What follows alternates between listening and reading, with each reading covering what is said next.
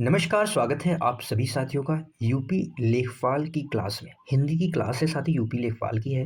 Class में अगर नए हैं तो क्लास को ज़रूर शेयर करेंगे और जोड़ेंगे अपने साथ नए दोस्तों को इस सेशन। तो साथ ही सबसे पहले हम बात कर लेते हैं जो यूपी लेखपाल में हिंदी विषय है, सिलेबस दिया हुआ है हिंदी का, तो उसमें सिलेबस में कौन कौन से सिलेबस हैं। तो हमने कुछ इस प्रकार से श्रेणी में डिवाइड किया हुआ है सिलेबस को, जो ध्यान देंगे साथी क्या है। श्रेणी वन में है व्याकरण एवं रचना। व्याकरण एवं रचना से यहाँ पे वर्ण और ध्वनि विचार, जिसमें स्वर, व्यंजन और मात्रा पूछे जा सकते हैं। संधि, संधि विच्छेद, समास और उपसर्ग। हम साथी ये जो टॉपिक है एक क्लास में इसके क्वेश्चंस की प्रैक्टिस करेंगे। एक क्लास में ही ये सारा टॉपिक हम क्लियर करेंगे। उसके बाद जो हमारी दूसरी क्लास होगी वहाँ पे शब्द संपदा के बारे में समझेंगे, पढ़ेंगे थोड़ा सा और प्रैक्टिस भी अच्छे से कर लेंगे, जिससे कि सारी चीज़ें क्लियर हो जाए। तद्भव, तत्सम, देशी विदेशी, पर्यायवाची, विलोम, ये सब हम क्लास में कर लेंगे। एक क्लास में साथी वाक्य शुद्धि कर लेंगे और एक क्लास में शब्द प्रयोग, जो यहाँ पे सारे टॉपिक किए गए हैं, एक एक क्लास में हम सारे टॉपिक्स को कवर करेंगे। ठीक है साथी।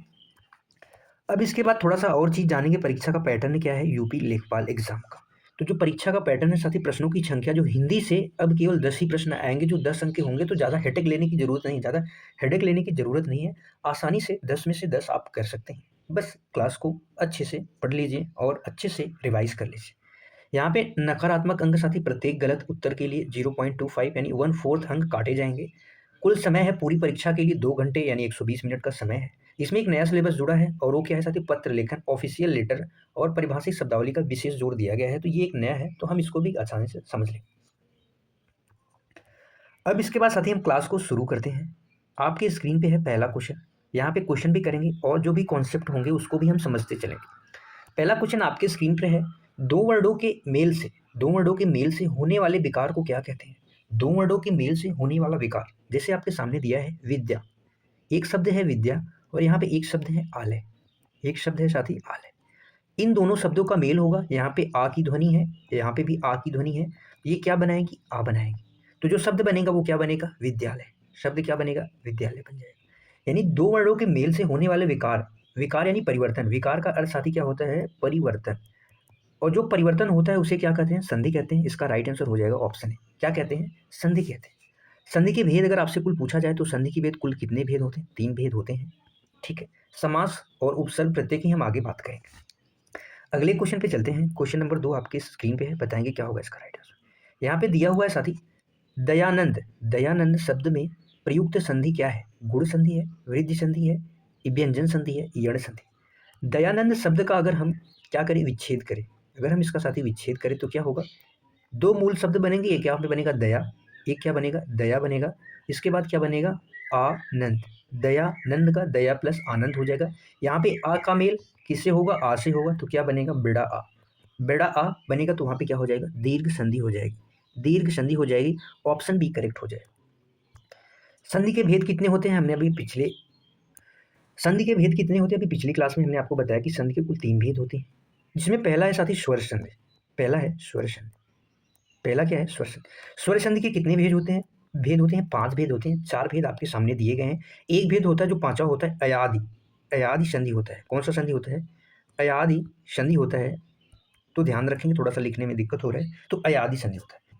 और वहीं से अगर आपको पूछा जाए साथी कि जो संधि का निर्माण होता है कितने प्रकार से होता है, संधि का निर्माण, इसका निर्माण 6 प्रकार से होता है। संधि का निर्माण कितने प्रकार से होता है, 6 प्रकार से होता है। इसका राइट आंसर क्या होगा साथी, ऑप्शन बी होगा। दीर्घ संधि का नियम है कि ए या आ का मेल किससे हो जाए साथी, ए या आ से हो जाए, तो हमेशा क्या बनेगा, बड़ा आ बनेगा।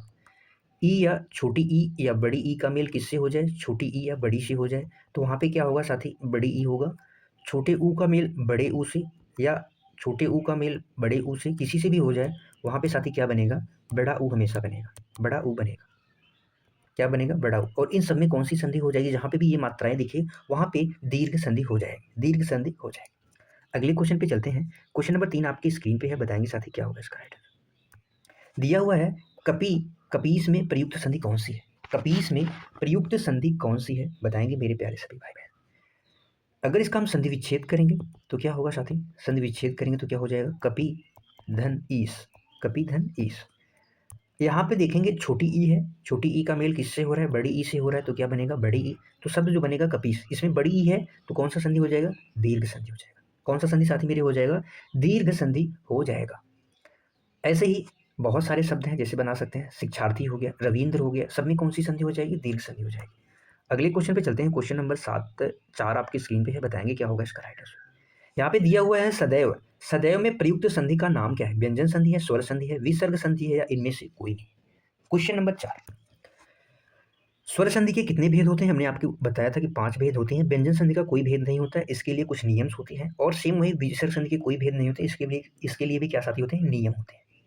स्वर संधि का स्वर संधि के 5 भेद होते हैं। जो पहला होता है दीर्घ संधि होता है। दीर्घ संधि के बारे में हमसे साथी थोड़ा सा समझ लिया था। इसके बाद बचा है गुण संधि। गुण संधि और यहाँ पे समझेंगे गुण संधि और वृद्धि संधि। गुण संधि और वृद्धि संधि, इसका एक बेसिक चीज है जो अधिकांशतः शब्दों में मिलता है। जो गुण संधि है साथी, इसमें जो मात्राएं मिलती हैं ए और ओ, जिस शब्द में ए की मात्रा और ओ की मात्रा का प्रयोग हो, अधिकांशतः शब्द वे गुण संधि के उदाहरण होते हैं। किसके उदाहरण होते हैं? गुण संधि के उदाहरण होते हैं। और वृद्धि संधि जो होता है, वहां पे ऐ और औ मात्रा जिस शब्द में प्रयुक्त होता है, अधिकांशतः वे शब्द क्या होते हैं? अधिकांशतः वे शब्द क्या होते हैं साथी? वृद्धि संधि होते हैं। तो यहाँ पे आपके सामने दिया गया है सदैव। सदैव में जब इसका आप संधि विच्छेद करेंगे तो क्या होगा? सदा। इसका जब संधि विच्छेद करेंगे तो क्या हो जाएगा साथी? सदा धन एव। सदा धन एव। और यहाँ पे एक मात्रा कैसी है? ए की मात्रा है। कौन सी मात्रा है? ए की मात्रा है। ए की मात्रा का प्रयोग किसमें होता है? वृद्धि संधि में होता है। और वृद्धि संधि साथी किसका भेद है? स्वर संधि का भेद है। तो इसका जो राइट आंसर हो जाएगा ऑप्शन बी करेक्ट हो जाएगा। क्या हो जाएगा? ऑप्शन बी करेक्ट हो जाएगा। समझ में आया? अगले क्वेश्चन पे चलते हैं। क्वेश्चन नंबर 5 आपकी स्क्रीन पे दिया हुआ है, बताएंगे क्या होगा इसका right answer. Question number 5, question number 5 है पवित्र। क्वेश्चन नंबर 5 है साथी, पवित्र का सही संधि विच्छेद क्या है? पवित्र का सही संधि विच्छेद क्या है? हमने स्वर संधि में दीर्घ पढ़ लिया साथी, गुण पढ़ लिया, वृद्धि पढ़ लिया। उसके बाद यण संधि की बारी आती है। यण संधि और अयादि संधि। यण संधि और अयादि संधि। यण संधि साथी जो होती है, इसमें क्या होता है? पहचान के लिए एक चीज आप ये याद कर लीजिए कि य के पहले आधा अक्षर होगा तो वहां पे क्या हो जाएगा? यण संधि हो जाएगी। य के पहले आधा अक्षर होगा तो यण संधि हो जाएगी। व के पहले आधा अक्षर होगा तो क्या हो जाएगा? वो भी यण संधि हो जाएगा। कौन सा हो जाएगा? वो भी यण क्या हो जाएगा? यण हो जाएगा। यण संधि हो जाएगा। ठीक है साथी। अयादि संधि जो होता है उसमें अय आय, अव आओ, ये जो ध्वनि है शब्द में सुनाई देती है। जैसे पवित्र, अवित्र, पवित्र, अवित्र, अव यानी सुनाई दे रहा है। तो यहाँ पे क्या हो जाएगा साथी? अव यानी यहाँ पे हो जाएगा, कौन सी संधि पूछा जाए तो इसमें कौन सी संधि हो जाएगा? अयादि। अयादि संधि हो जाएगा। जब हम इसका संधि विच्छेद करेंगे, पवित्र शब्द का संधि विच्छेद करेंगे तो क्या होगा? ओ प्लस इत। ओ प्लस इत्र, यहाँ पे कौन सी ध्वनि है? ओ की ध्वनि है। और यहाँ पे ई है, ओ ई से अ बनेगा अव। ओई, ओवी बनेगा ओवी। तो क्या हो जाएगा? कौन सी संधि होगी? अयादि संधि हो जाएगी। और यहाँ पे जो पो प्लस इत्र हो जाएगा, ऑप्शन सी इसका करेक्ट हो जाएगा। पो प्लस इत्र इसका सही हो जाएगा। अगले क्वेश्चन पे चलते हैं। क्वेश्चन नंबर 6 आपकी स्क्रीन पे है। हमने अभी आपको बताया कि जो गुण संधि होता है, य के पहले आधा अक्षर आएगा तो ये सीधा सीधा हो जाएगा यण संधि। सॉरी, हमने गुण संधि बोला, ये यण संधि हो जाएगा। यण स्वर संधि का उदाहरण है। य के पहले आधा अक्षर, किसके पहले? य के पहले आधा अक्षर। संधि होगी साथी, यण संधि होगी। इसका संधि विच्छेद करेंगे तो क्या होगा? इति प्लस आदि। इति प्लस आदि किस ऑप्शन में है? इति प्लस आदि, ऑप्शन डी। इति प्लस आदि इत्यादि हो जाएगा। ई का मेल किससे हो जाएगा? आ से होगा तो क्या बनेगा? या बनेगा। क्या बनेगा? या बनेगा। त आधा का आधा हो जाएगा तो इत्यादि हो जाएगा। अगले क्वेश्चन पे चलते हैं। क्वेश्चन नंबर 7 आपकी स्क्रीन पर है। निरर्थक का सही संधि विच्छेद क्या होगा? दिया गया साथी निरर्थक, इसका सही संधि विच्छेद क्या होगा? इसका जो सही संधि विच्छेद होगा, नि धन अर्थक। नि धन क्या हो जाएगा? अर्थक हो जाएगा। और जहाँ पे भी ये विसर्ग का साइन दिखे, जहाँ पे भी ये विसर्ग साइन दिखे, ये साथी क्या होता है? ये विसर्ग है। और इसमें कौन सी संधि हो जाएगी? विसर्ग संधि। विसर्ग संधि हो जाएगी। विसर्ग का साइन दिखे, विसर्ग संधि हो जाएगी। क्या हो जाएगी? विसर्ग संधि हो जाएगी। ये विसर्ग इसमें किसका रूप धारण करेगा साथी? र का रूप धारण करेगा। और यहाँ पे अ का मेल होगा तो ये पूर्ण र हो जाएगा। तो जो इसका राइट आंसर होगा नि धन अर्थक, ऑप्शन सी इसका करेक्ट हो जाएगा। ऑप्शन सी इसका करेक्ट हो जाएगा। अगले क्वेश्चन पे चलते हैं। क्वेश्चन नंबर 8 आपकी स्क्रीन पर है। धरेश में कौन सा संधि है? अगर आपको संधि पहचानना है तो हमने आपको बताया था कि यहाँ पे ए की मात्रा है। कौन सी मात्रा है? ए मात्रा है। और ए मात्रा किसमें होती है? गुण में होती है। ए और औ। ए और ओ किसमें होती है मात्रा? गुण संधि में होती है। इसकी पहचान ये और ये मात्राएं हैं। तो इसमें कौन सी संधि हो जाएगी साथी? गुण संधि हो जाएगी। जब इसका हम संधि विच्छेद करेंगे तो क्या हो जाएगा? धरा प्लस ईस। धरा प्लस ईस किस ऑप्शन में है? ऑप्शन सी इसका करेक्ट हो जाएगा। अगले क्वेश्चन पे चलते हैं। क्वेश्चन नंबर 9 आपके स्क्रीन पर है। सन्मति में कौन सा समास है? संधि विच्छेद है। सन्मति में आपको सही बताना है कि सही संधि विच्छेद कौन सा है। इसमें कौन सी संधि है अभी आपको हम बताते हैं। जब इसका हम संधि विच्छेद करेंगे क्या होगा? सत धन मति। क्या हो जाएगा साथी? सत धन मति। और इसमें कौन सी संधि है? जब भी आप संधि विच्छेद करेंगे और हलंत मिल जाएगा, जब भी संधि विच्छेद करेंगे और हलंत मिलेगा तो उसमें कौन सी संधि हो जाएगी? व्यंजन संधि हो जाएगी। कौन सी संधि हो जाएगी साथी? व्यंजन संधि हो जाएगी। इसका ये नियम है, इसका साथी नियम क्या है कि त त या द के बाद, त या द के बाद क्या आ जाए साथी? म आ जाए। म आए तो त या द ये किस में परिवर्तित हो जाता है? ये आधे न में परिवर्तित हो जाता है। ये त या द किस में परिवर्तित हो जाता है? आधे न में परिवर्तित हो जाता है। तो इसका जो राइट आंसर होगा ऑप्शन सी हो जाएगा। सत प्लस मति, यहाँ पे हलंत रहेगा, सत प्लस मति इसका राइट आंसर हो जाएगा। अगले क्वेश्चन पे चलते हैं। क्वेश्चन नंबर 10 आपके स्क्रीन पर है। पवन का संधि विच्छेद क्या होगा? पवन का संधि विच्छेद क्या होगा? हमने बताया था अव, आव, अय, आय, ये ध्वनि जिस शब्द में हो दिखाई दे। अवन, अव क्या है? यहाँ पे अयादि संधि हो जाएगी। कौन सी संधि हो जाएगी? अयादि संधि। इसका जो संधि विच्छेद होगा साथी क्या होगा? ओ प्लस अन। और यहाँ पे ओ का मेल किससे होगा? ऐसे होगा तो क्या बनेगा? ओ है, अब बन जाएगा ओ प्लस अन। इसका राइट आंसर हो जाएगा पो प्लस अन। अगर यहीं पे पावन पूछा होता, पावन, पावन का संधि विच्छेद क्या होता साथी? पौ प्लस अन हो जाता, पौ प्लस अन हो जाता। अगले क्वेश्चन पे चलते हैं। क्वेश्चन नंबर 11 आपके स्क्रीन पे है। उच्छ्वास का सही संधि विच्छेद क्या होगा? उच्छ्वास का सही संधि विच्छेद क्या होगा? बताएंगे साथी कौन सा संधि है। संधि हमेशा साथी जब संधि विच्छेद करेंगे दोनों शब्द के अपने अर्थ होने चाहिए। ऐसा नहीं है कि कुछ भी कर दो, ठीक है। तो यहाँ पे जब हम इसका संधि विच्छेद करेंगे तो क्या हो जाएगा साथी? उत प्लस श्वास हो जाएगा। क्या होगा? उत धन श्वास, उत धन श्वास। और इसका नियम क्या है साथी? यहाँ पे कौन सी संधि हो जाएगी? यहाँ पे त में हलंत है तो कौन सी संधि हो जाएगी? व्यंजन संधि। कौन सी संधि हो जाएगी? व्यंजन संधि। त के बाद, त के बाद साथी क्या आ जाए? त के साथ स का मेल होने पे, त के बाद स का मेल होने पे जैसे त आया, त के बाद स आ गया साथी। त के बाद से आने पर त का च, त का किस में परिवर्तित होता है? च में। ये परिवर्तित होता है त का च में। और जो यहाँ पे श है इसमें बदलता है साथी? छ में बदलता है। त के साथ स आ जाए तो त किस में परिवर्तित होगा? च में। स किस में परिवर्तित होगा? छ में। यह किसका नियम है? व्यंजन संधि का नियम है। तो यहीं से बना है उच्छ्वास, उत धन श्वास। इसका जो राइट आंसर हो जाएगा ऑप्शन ए हो जाएगा। राइट आंसर क्या हो जाएगा? ऑप्शन ए हो जाएगा। अगले क्वेश्चन पे चलते हैं। क्वेश्चन नंबर 12 आपके स्क्रीन पे है। बताएंगे क्या होगा राइट आंसर। नमस्ते का सही संधि विच्छेद क्या होगा? इसमें कौन सी संधि है? तो मैं आपको बता देता हूँ। इसमें विसर्ग संधि है। कैसे है? अभी आप संधि विच्छेद मैं करूंगा तो आप पहचान जाएंगे। संधि विच्छेद होता है इसका नमः धन, नमः धन ते। क्या हो जाएगा? नमः धन ते। नमः धन थे, ऑप्शन बी सही हो जाएगा। विसर्ग संधि के साथ ही एक रूल है कि विसर्ग के साथ, यानी यहाँ पे जो विसर्ग आया है ये विसर्ग के साथ क्या आ जाए? त आ जाए, या क्या आ जाए? थ आ जाए, कामा या स आ जाए। इन तो तीनों में से कोई भी आ जाए तो विसर्ग के स्थान पे क्या होता है? इसके स्थान पे आधे स का निर्माण हो जाएगा। किसका हो जाएगा? आधे स का निर्माण हो जाएगा विसर्ग के स्थान पे। जैसे हो गया निधन तेज, निस्तेज, मनः धन ताप, मनस्ताप, दुधन साहस, दुस्साहस। ऐसे ही शब्द और भी बनाए जा सकते हैं। अगले क्वेश्चन पे चलते हैं। क्वेश्चन नंबर 13 आपकी स्क्रीन पे है। बताएंगे क्या होगा इसका राइट आंसर। क्वेश्चन नंबर 13 हमने आपको बताया था कि एक मात्रा ओ या ए, कोई भी मात्रा यहाँ पे आपको दिखे, कोई भी मात्रा दिखे तो वहाँ पे साथी क्या हो जाएगा? ओ की मात्रा है ए या ओ की मात्रा दिखे तो वहाँ पे क्या होगा? गुण संधि होगा। तो इसमें कौन सी संधि है? गुण संधि है। कौन सी संधि है? गुण। इसका जब हम संधि विच्छेद करेंगे तो क्या हो जाएगा? महा प्लस उष्ण, महा प्लस उष्ण। आ का मेल ऊ से होगा, आ का मेल किससे होगा? ऊ से। तो क्या बनेगा? ओ बनेगा। क्या बनेगा? ओ बनेगा। तो इसका जो राइट आंसर हो जाएगा ऑप्शन बी हो जाएगा। अगले क्वेश्चन पे चलते हैं। क्वेश्चन नंबर 14 आपकी स्क्रीन पे। सत्याग्रह में कौन सी प्रयुक्त संधि है? बताएंगे।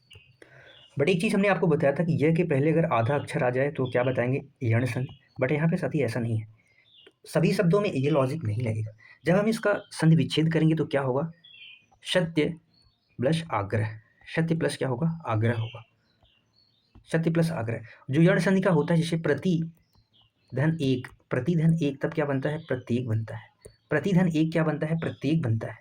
तो प्रति में ई और ए का मेल से क्या बना? यह बनता है। यहाँ पे यह अ का मेल किससे हो रहा है? आ से हो रहा है तो क्या बनेगा? आ बनेगा। और यह किसका उदाहरण है साथी? तो दीर्घ संधि का उदाहरण है। ये भी आपको समझ के चलना होगा कि यहाँ पे ए आ गया तो आप यहाँ पे सीधा गुण संधि नहीं लगा सकते। आपको देखना होगा कि यहाँ पे किसका किसका मेल हो रहा है। बहुत जरूरी है। अधिकांशतः शब्दों में ऐसा हो जाता है, सही हो जाता है। अगले क्वेश्चन पे चलते हैं। क्वेश्चन नंबर 15 आपकी स्क्रीन पे है। क्या होगा इसका राइट आंसर बताएंगे साथी। निधन चल में निश्चल है, कौन सी संधि है? तो यहाँ पे हमने आपको बताया था कि विसर्ग आ जाए, तो विसर्ग आ जाए तो कौन सी संधि हो जाएगी? विसर्ग संधि हो जाएगी। ऑप्शन सी करेक्ट हो जाएगा। ऑप्शन सी क्या हो जाएगा? करेक्ट हो जाएगा। विसर्ग के बाद इसका नियम है कि विसर्ग के बाद क्या आ जाए? च, छ या श, तीनों में से कोई भी आ जाए तो क्या होगा? विसर्ग के स्थान पे आदेश श का निर्माण होता है। क्या होता है? विसर्ग के स्थान पे आदेश श का निर्माण होता है। अगले क्वेश्चन पे चलते हैं। क्वेश्चन नंबर 16 आपके स्क्रीन पे है। अब यहाँ से साथ ही स्टार्ट होंगे समास के क्वेश्चन। हम समास अब समझेंगे। संधि एक बार बेसिक से हमने लगभग समझ लिया है। आई होप सो कि आपसे संधि के क्वेश्चन बनेंगे। अब यहाँ से समास है, बताएंगे। दो या दो से अधिक शब्दों के नए मेल से जो क्रिया, दो या दो से अधिक शब्दों के मेल से नए शब्द बनने की क्रिया को क्या कहते हैं? दो या दो से साथी शब्दों को मिलाकर एक सार्थक छोटा नया शब्द बनाया जाता है तो उसे क्या कहते हैं? समास कहते हैं। क्या होते हैं? और जो शब्द बनता है उसे क्या कहते हैं? सामासिक पद कहते हैं। सामासिक पद कहते हैं। जैसे एक एग्जाम्पल है आपके सामने, राजा का पुत्र, राजा का पुत्र, तो इससे क्या बन गया साथी? राजपुत्र, राजपुत्र। ये क्या है साथी? ये एक समासिक पद है, छोटा शब्द है। हमने राजा और पुत्र शब्द को मिला के बनाया क्या? राजपुत्र। जब इसका समास विग्रह करेंगे तो समास विग्रह क्या होता है? समास विग्रह यानी अलग अलग करेंगे शब्दों को तो क्या हो जाएगा? राजा का पुत्र। क्या होगा साथी? राजा का पुत्र। ये इसका समास विग्रह है। और इससे बने जो छोटा रूप होता है वो क्या होता है? समासिक पद होता है। क्या होता है? समासिक पद होता है। अगले क्वेश्चन पे चलते हैं। क्वेश्चन नंबर 17 आपकी स्क्रीन पे दिया हुआ है। बताएंगे क्या होगा इसका राइट आंसर। यथाशक्ति में कौन सा समास है? बताएंगे यथाशक्ति में कौन सा समास है? फटाफट से बताएंगे साथी। तत्पुरुष समास, तत्पुरुष समास में उत्तर पद प्रधान होता है। उत्तर पद प्रधान। साथ ही इसमें क्या होता है साथी? कारक विभक्ति का लोप रहता है। कारक का लोप रहता है। कारक का लोप रहता है। जैसे कुछ एग्जाम्पल्स आपके सामने हम लिखेंगे। कुछ एग्जाम्पल्स यहाँ पे लिखते हैं जैसे जो तत्पुरुष समास के हैं। धर्म, धर्मांध जिसे कहते हैं। धर्मांध का जब समास विग्रह कहेंगे तो क्या हो जाएगा? धर्म से अंधा, धर्म से अंधा, धर्मांध। यहाँ पे कौन सा समास हो जाएगा? तत्पुरुष समास हो जाएगा। आप बीती, आप बीती, आप बीती में कौन सा समास हो जाएगा साथी? आप पर बीती, आप पर बीती।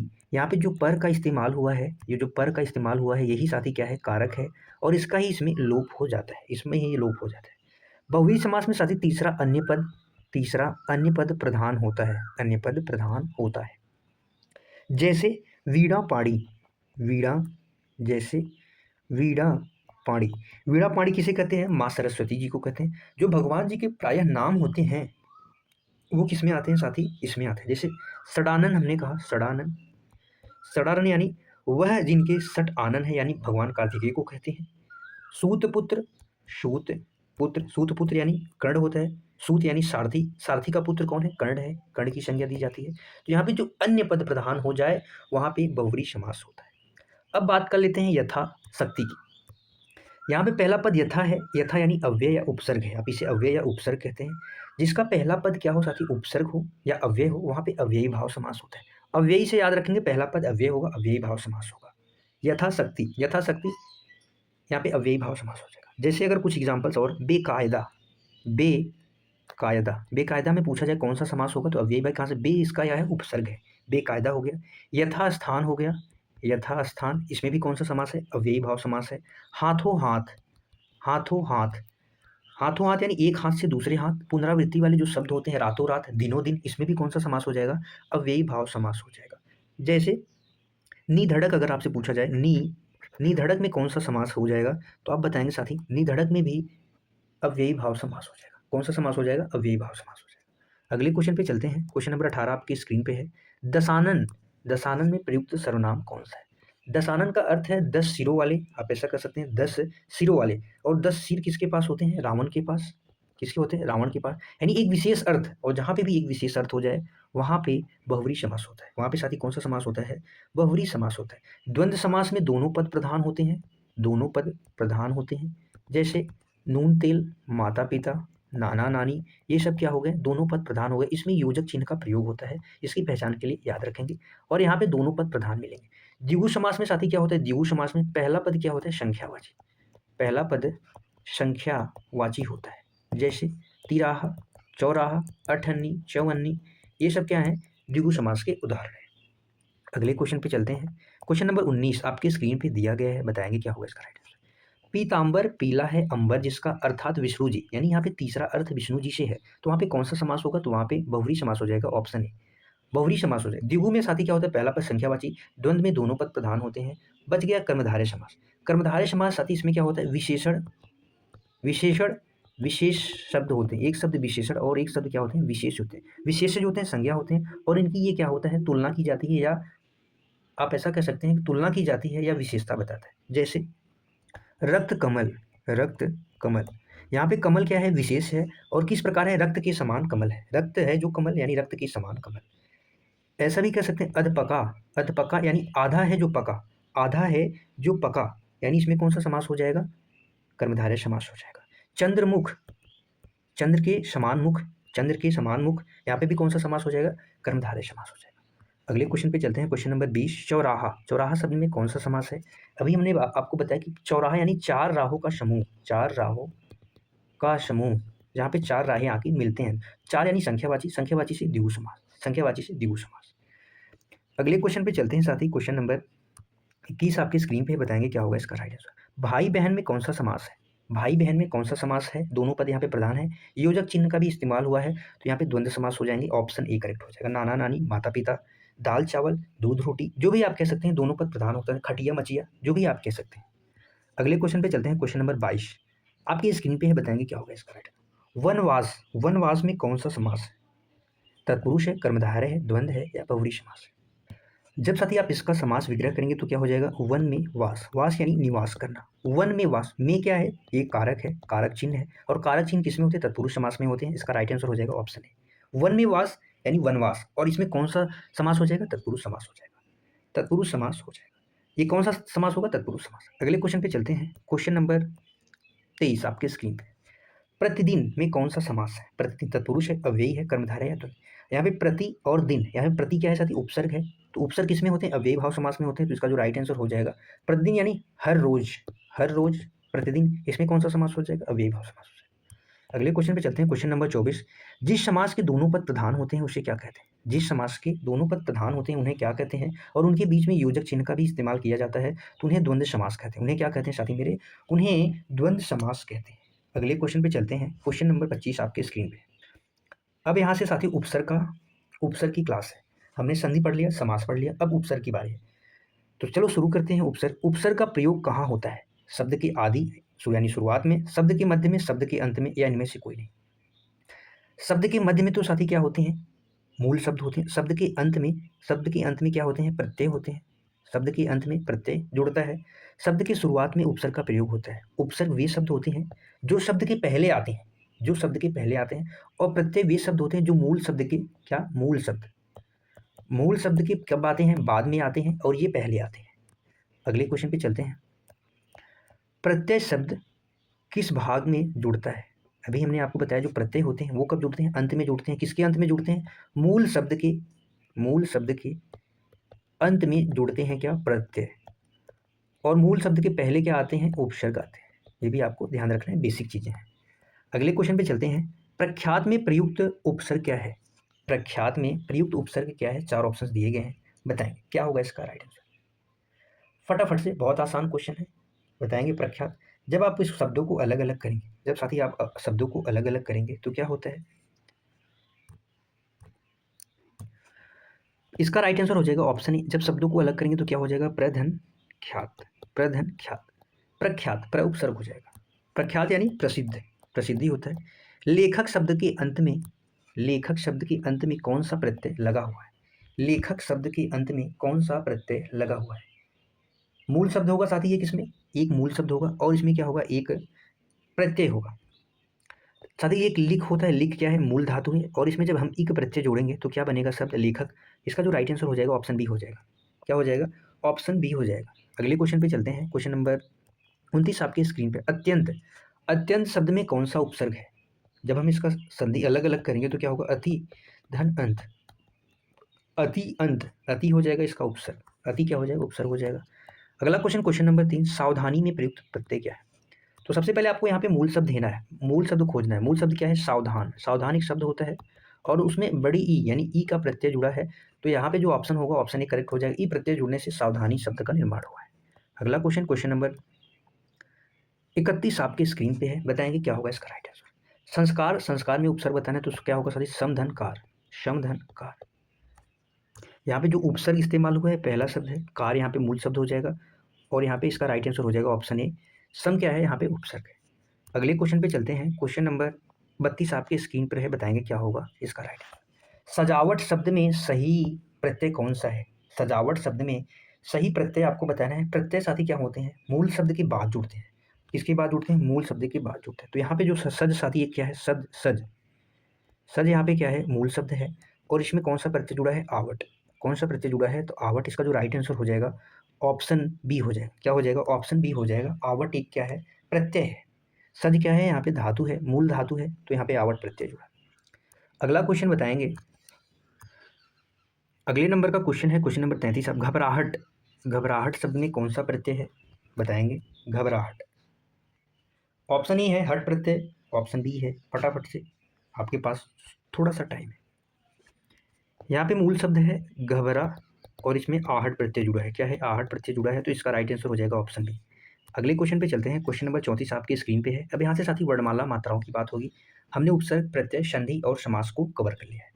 यहाँ से क्वेश्चन स्टार्ट होता है वर्णमाला का। हिंदी वर्णमाला में स्वर वर्णों की कुल संख्या साथी कितनी होती है? तो हिंदी वर्णमाला में स्वर वर्णों की संख्या कुल 11 होती है। और वहीं पे उच्चारण के आधार पर स्वर पूछे जाए, उच्चारण के आधार पर स्वर पूछे जाएं तो उच्चारण के आधार पर जो स्वर होते हैं वो 10 होते हैं, क्योंकि री इसमें काउंट नहीं किया जाता है। री में र की ध्वनि आती है जो साथी क्या है? एक व्यंजन है। र क्या है? एक व्यंजन है। अगले क्वेश्चन पे चलते हैं। क्वेश्चन नंबर 35 आपके स्क्रीन पे दिया हुआ है, बताएंगे क्या होगा इसका राइट आंसर। जिन वर्णों का उच्चारण स्वतंत्र रूप से होता है उन्हें क्या कहते हैं? जिन वर्णों का उच्चारण स्वतंत्र रूप से होता है साथी, वर्ण को दो भागों में, वर्णों को दो भागों में बांटा गया है। पहला है स्वर है, पहला साथी स्वर है, दूसरा क्या है? व्यंजन है। जिन वर्णों का उच्चारण स्वतंत्र होता है उन्हें स्वर कहते हैं और जिन वर्णों का उच्चारण स्वर की सहायता से होता है उन्हें व्यंजन कहते हैं। तो इसका जो राइट आंसर होगा उसका राइट आंसर ऑप्शन बी हो जाएगा, स्वर होता है। क्या होता है? स्वर। जिन वर्णों का उच्चारण स्वतंत्र होता है उसे क्या कहते हैं? स्वर होते हैं। स्वरों की अपनी मात्रा होती है, व्यंजन की कोई मात्रा नहीं होती। अगला क्वेश्चन है, क वर्ग का उच्चारण स्थान क्या है? तालु है, ओष्ठ है, कंठ है, मूर्धा है।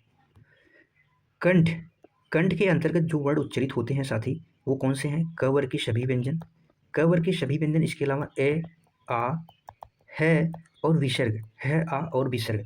क वर्ग के सभी व्यंजन क, ख, ग, घ, अंग, ए, आ, है, विसर्ग किससे उच्चरित होते हैं? क से उच्चरित होते हैं। इसका राइट आंसर हो जाएगा ऑप्शन सी। मूर्धा से, मूर्धा से जो वर्ड उच्चरित होते हैं वो साथी ट वर्ग के सभी व्यंजन होते हैं। ट वर्ग के सभी व्यंजन। री से ऋषि, र और श इससे उच्चरित होते हैं। अड और अढ़, ये क्या है साथी? दो उच्चरित व्यंजन है जिसे द्विगुण या ताड़नजात भी कहते हैं। तो इसका उच्चारण किससे होता है? ट वर्ग से होता है। ओष्ठ का उच्चारण स्थान प वर्ग के जो व्यंजन होते हैं प, फ, ब, भ, म। इसके अलावा छोटा ऊ और बड़ा ऊ का उच्चारण स्थान किससे होता है? प वर्ग से होता है।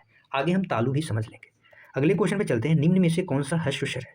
निम्न में से कौन सा ह्रस्व स्वर है? हमने आपको बताया कि वर्णमाला में साथी वर्ण को दो भागों में बांटा गया था। पहला स्वर था, पहला साथी क्या था? स्वर, और दूसरा व्यंजन था। तो यहाँ पे जो स्वर, स्वरों का विभाजन मात्रा के आधार पर, स्वरों का विभाजन मात्रा के आधार पर तीन भेद बताए गए हैं। पहला होता है ह्रस्व स्वर जिसे छोटा स्वर या एक मात्रिक स्वर या लघु स्वर कहते हैं, और दूसरा साथी दीर्घ स्वर होता है जिसे द्विमात्रिक स्वर या बड़ा स्वर कहते हैं। तीसरा प्लुत स्वर होता है। तीसरा क्या होता है? प्लुत स्वर होते हैं। ह्रस्व स्वर की संख्या 4 है, दीर्घ स्वरों की संख्या 7 है। ये चार कौन कौन से हैं साथी? अ है, छोटी ई है, छोटा ऊ है, यहाँ पे छोटा ऊ है, और री से ऋषि है। क्या है? री से ऋषि है। बाकी जो बचते हैं साथी 7, आ, बड़ा आ, बड़ी ई, बड़ा ऊ, ए, आई, ओ, औ, बाकी सब दीर्घ में जाते हैं। तो जो इसका राइट आंसर हो जाएगा वो ऑप्शन क्या हो जाएगा? सी सही हो जाएगा, ह्रस्व स्वर है। अ को साथी क्या कहते हैं? उदासीन भी कहते हैं। अ को क्या कहते हैं? उदासीन भी कहते हैं। अगले क्वेश्चन पे चलते हैं। क्वेश्चन नंबर 38 आपके स्क्रीन पे है। छह वर्ण का किसके योग से बनता है? छह वर्ण किसके योग से बनता है? इसे बोलते हैं कश। क धन स से मिलकर बनता है। किससे मिलता है? कश बोलते हैं, क धन स से मिलकर बनता है। इसका राइट आंसर हो जाएगा ऑप्शन है। और कभी कभी पूछा जाता है कि इसका स्थान वर्णमाला में इसका स्थान क्या है, तो यह क के बाद आता है। क के बाद ख नहीं आएगा साथी, क के बाद क्या आएगा? छ आएगा। क के बाद क्या आएगा? छ आएगा। अगले क्वेश्चन पे चलते हैं। क्वेश्चन नंबर 39 आपकी स्क्रीन पे दिया गया है। यहाँ पे बताना है निम्न में से हिंदी में अयोगवाह वर्ण कौन से हैं? हिंदी में अयोगवाह वर्ण कौन से हैं? तो हिंदी में जो अयोगवाह वर्ण होते हैं वो अंग और अ होते हैं। कौन होते हैं? अंग और अ होते हैं। इसका राइट आंसर हो जाएगा ऑप्शन सी। बाकी ई, उ, ए क्या है? स्वर है। री भी स्वर है। ल में और री की ध्वनि है, तो इसका राइट आंसर ऑप्शन सी हो जाएगा। अगला क्वेश्चन है क्वेश्चन नंबर 40। य र ल व किस प्रकार का व्यंजन है? य र ल व किस प्रकार का व्यंजन है, बताएंगे। य र ल व किस प्रकार का व्यंजन है? बात करें साथ ही स्पर्श व्यंजन की, तो स्पर्श व्यंजन जो होते हैं इसको कुल संख्या कितनी होती है? 16 होती है। इसकी कुल संख्या कितनी होती है? 16 होती है। ये कै होते हैं? कैक है, गैग है, कैक है, गैग है, कामा, टेट है, डेड है, टेट है, डेड है, तैथ है, दैथ है, और पफ है, बब है। ये होते हैं स्पर्श व्यंजन। इनकी संख्या कुल कितनी होती है? 16 होती है। स्पर्श व्यंजनों की संख्या कुल कितनी होती है? 16 होती है। अंतस्थ व्यंजन कौन कौन से होते हैं? यर, लव होते हैं। तो इसका जो राइट आंसर हो जाएगा ऑप्शन बी करेक्ट हो जाएगा। क्या हो जाएगा? ऑप्शन बी करेक्ट हो जाएगा। वहीं पे अगर आपसे पूछा जाए स्पर्श संघर्षी व्यंजन, इसी में संघर्षी अगर जोड़ दिया जाए तो स्पर्श संघर्षी जो व्यंजन होते हैं वो कौन कौन से होते हैं? च, छ और जज है, च, छ और जज है। ऊष्म व्यंजन कितने होते हैं? 4 होते हैं। ऊष्म व्यंजन भी 4 होते हैं, जो होते हैं साथ ही श, श, श है, श, श होते हैं, ये भी 4 होते हैं। संयुक्त व्यंजन ये भी 4 होते हैं, संयुक्त व्यंजन भी 4 होते हैं। छ, छतरी वाला छ, त्र, ज्ञ और स्र, ये भी क्या होते हैं? 4 होते हैं। अगले क्वेश्चन पे चलते हैं। क्वेश्चन नंबर 41 आपकी स्क्रीन पे दिया गया है, बताएंगे। स्वर के कितने भेद होते हैं? तो स्वर के कितने भेद होते हैं? स्वर के साथ ही 3 भेद होते हैं, हर्ष स्वर, दीर्घ स्वर और प्लुत स्वर। हर्ष स्वर के कितने भेद होते हैं? 3 भेद होते हैं। अगले क्वेश्चन पे चलते हैं। क्वेश्चन नंबर 42 आपके स्क्रीन पे है। ओ और औ, ओ और औ का उच्चारण स्थान क्या है? इनमें से आपको बताना है। ओ और औ ये साथी दो वर्ण, दो आप ऐसा कर सकते, दो वर्ण या दो स्वरों के मेल से बना है। कौन कौन से हैं? अ और उ के मेल से क्या बना है? ओ बना है। और अ धन ओ के मेल से क्या बना है साथी? औ बना है। और जो इसका उच्चारण स्थान है क्या है? कंठोष्ठ है। इसका राइट आंसर हो जाएगा ऑप्शन सी हो जाएगा। क्या हो जाएगा? ऑप्शन सी हो जाएगा। कंठ तालब से उच्चरित होते हैं जो ए और ऐ होते हैं। ए और ऐ होते हैं, ये संयुक्त स्वर हैं जो अ धन ई के मेल से बना है, और ये अ धन ए के मेल से बना है। ये भी आपको याद रखना है। अगले क्वेश्चन पे चलते हैं। इससे पहले दंत ओष्ठ जो होते हैं, दंत ओष्ठ का स्थान जो नवीन विकसित ध्वनि है फ और व, फ और व का उच्चारण स्थान किससे होता है साथी? द और दंत ओष्ठ से होता है। अगले क्वेश्चन पे चलते हैं। Question number 43। व्यंजन की कुल संख्या कितनी है? अगर आपसे पूछा जाए वर्तमान समय में हिंदी वर्णमाला में कुल वर्ण कितने हैं, तो वर्णमाला में पहले जो थे साथी 52 थे, और वर्तमान में कुल कितने वर्ण हैं? तो 53 वर्ण हैं। एक जो है मराठी भाषा से लिया गया है, जो कुछ आधे ठ और पूरा ठ के प्रकार में, जिसको लय पढ़ा जाता है, लय कुछ पढ़ा जाता है। तो हिंदी में व्यंजनों की कुल संख्या अगर आपसे पूछी जाए तो आप बताएंगे साथी कुल व्यंजनों की संख्या कितनी है? 33 है। अगले क्वेश्चन पे चलते हैं। क्वेश्चन नंबर 44 आपकी स्क्रीन पे है। श है, इनमें से कौन से व्यंजन कहलाते हैं? श है साथी, इन्हें क्या कहते हैं? श को ऊष्म संघर्षी व्यंजन या ऊष्मीय व्यंजन भी आप कह सकते हैं। ऊष्म संघर्षी व्यंजन, ऊष्म व्यंजन कहते हैं, या ऊष्म संघर्षी व्यंजन कहते हैं, या ऊष्मीय व्यंजन कहते हैं, क्योंकि इनके वर्णों में उच्चारण में जोर से श्वास खींचना पड़ता है। स्पर्श संघर्षी व्यंजन च, छ, ज, झ होते हैं। च, छ, ज और झ होते हैं। च, छ, ज, झ होते हैं। प्रकंपी यानी प्रकंपित और या लुंठी व्यंजन कौन से होते हैं? ल होते हैं। कौन से होते हैं? र होते हैं। अगले क्वेश्चन पे चलते हैं। क्वेश्चन नंबर 45 आपके स्क्रीन पे। री की मात्रा का प्रयोग किस शब्द में, री की मात्रा का प्रयोग किस शब्द में हुआ है? क्रिया, वर्षा, वृष्टि या रिपु? बताएंगे साथी। तो र का 3 रूप होते हैं, र के 3 रूप होते हैं। सबसे पहले आप ये जान लीजिए, जो एक खड़ी पाई में कुछ इस प्रकार से लगते हैं, ये र का कौन सा रूप है? पदीन रूप है। और जो एक खड़ी पाई और शिरोरेखा के ऊपर जो कुछ मात्रा की प्रकार से होता है, ये र का कौन सा रूप है साथी? रेफ रूप है। और एक ये र है जो किस रूप में है? ये सामान्य रूप में है। तो र का 3 रूप होता है। यहाँ पे जो क्रिया में क के बाद जो र, क्र में जो क बना है र का, ये र का रेफ रूप है, न कि री है, तो इसमें नहीं हो सकता। वर्षा में साथी र का जो कौन सा रूप है? इसमें रेफ रूप है र का, तो ये र का रूप है, तो इसमें भी नहीं हो सकता। वृष्टि में साथी व है और री की मात्रा है। इसका जो मात्रा होती है क्या होती है? री होती है। तो इसका जो राइट आंसर हो जाएगा ऑप्शन सी हो जाएगा। रिपु में र का जो सामान्य रूप है उसका इस्तेमाल हुआ है, तो इसमें भी री की मात्रा का प्रयोग नहीं होता है। किस मात्रा में, किसमें प्रयोग हुआ है? तो ऑप्शन सी में प्रयोग हुआ है, वृष्टि में इसका प्रयोग हुआ है। अगले क्वेश्चन पे चलते हैं। क्वेश्चन नंबर 46 आपके स्क्रीन पे दिया है, बताएंगे क्या होगा इसका राइट आंसर। यहाँ पे बताना है महाप्राण ध्वनियाँ व्यंजन वर्ग के किससे संबंधित है? सबसे पहले जान लेंगे कि प्राणत्व के आधार पर व्यंजन को 2 भागों में बांटा गया है। पहला साथी है अल्प प्राण, साथी पहला क्या है? अल्प प्राण, और दूसरा क्या है? महाप्राण। यहाँ पे हम दोनों समझेंगे। महाप्राण अल्प प्राण जो होता है साथी, इसकी कुल संख्या कितनी है? 31 है। इसमें पहला, तीसरा और 5वां व्यंजन होता है। साथ ही जो अंतस्थ व्यंजन होते हैं य, र, ल, व इसमें आते हैं, और उच्छिद व्यंजन का अर्ध भी इसमें आता है, प्लस 11 जो सभी स्वर होते हैं इसमें आते हैं। किसमें आते हैं साथी? अल्प प्राण में आते हैं। किसके अंतर्गत आते हैं? अल्प प्राण। महाप्राण में वो जो व्यंजन होते हैं उनका दूसरा और चौथा वर्ण किसमें आता है, महाप्राण में आते हैं। प्लस ऊष्म व्यंजन जो श श श है होते हैं, ये किसमें आते हैं, महाप्राण के अंतर्गत आते हैं। इसकी कुल संख्या कितनी है, 15 है। तो दूसरा और चौथा किस ऑप्शन में, ऑप्शन सी है। दूसरा और चौथा जो वर्ण होता है, व्यंजन वर्ण होता है, वही महाप्राण होता है। तो इसका जो राइट आंसर होगा ऑप्शन सी हो जाएगा। अगले क्वेश्चन पे चलते हैं। क्वेश्चन नंबर 47 आपकी स्क्रीन पे है। अस्वर की कोई मात्रा नहीं होती, इसे क्या कहा जाता है। अ की कोई मात्रा नहीं होती, इसे क्या कहते हैं, साथी उदासीन कहते हैं। अ को क्या कहते हैं, क्योंकि इसकी कोई मात्रा नहीं होती इसलिए उदासीन कहते हैं। अ साथी कैसा स्वर है, ह्रस्व स्वर है, इसे छोटा स्वर कहते हैं। छोटा स्वर, ह्रस्व स्वर या छोटा स्वर भी कहते हैं। ठीक है। प्लुत स्वर वे स्वर होते हैं जिनकी मात्रा में 3 गुना समय लगता है, जिसे हम कहते हैं राम। ये इस प्रकार से जो राम लिखते हैं वो होता है ओम हो गया, ओम हो गया। ये संस्कृत भाषा में इसका अक्सर प्रयोग होता है। संयुक्त स्वर कुल कितने होते हैं, 4 होते हैं। ए ऐ ओ औ, ओ औ और कौन सा होता है, ए और ऐ होता है। ये होते हैं संयुक्त स्वर होते हैं। अगले क्वेश्चन पे चलते हैं। क्वेश्चन नंबर 48 आपकी स्क्रीन पे। निम्न में से अर्ध स्वर कौन सा है, निम्न में से अर्ध स्वर कौन सा है। यहाँ पे लिखा गया है साथी, एक है कौवा और यहाँ पे लिखा गया है एक शब्द कौवा। यहाँ पे 2 शब्द लिखा है, एक लिखा है आए और एक लिखा है आए। तो बताएंगे यहाँ पे कौन से हो जाएंगे। तो यहाँ पे अ के स्थान पे व लिखा गया है, यहाँ पे ए के स्थान पे य लिखा गया है। तो यानी यह और वह क्या होते हैं, अर्ध स्वर के रूप में प्रयुक्त होते हैं। यहाँ पे 2 शब्द हमने आपको बताया है और यहाँ पे दोनों ही शब्द क्या है, दोनों ही सही हैं। इसलिए इन्हें क्या कहा जाता है, अर्ध स्वर कहा जाता है, क्योंकि ये स्वर के रूप ले लेते हैं, आधे स्वर का रूप ले लेते हैं।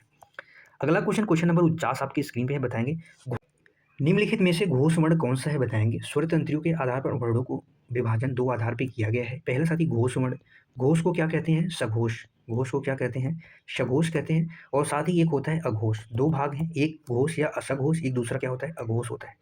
घोष या सघोष में साथी वर्गीय जो व्यंजन होते हैं उसका तीसरा, चौथा और पांचवा व्यंजन, साथ ही जो अंतस्थ व्यंजन य र ल व होते हैं और ह भी इसमें आता है, प्लस 11 स्वर इसमें आते हैं। कौन से आते हैं, 11 स्वर आते हैं। अघोष वर्ण की बात करें तो इसमें पहला और दूसरा वर्ण आता है, पहला और दूसरा वर्ण, और इसमें श श श ये भी आता है, लेकिन ह इसमें चला जाता है अंतस्थ व्यंजन का।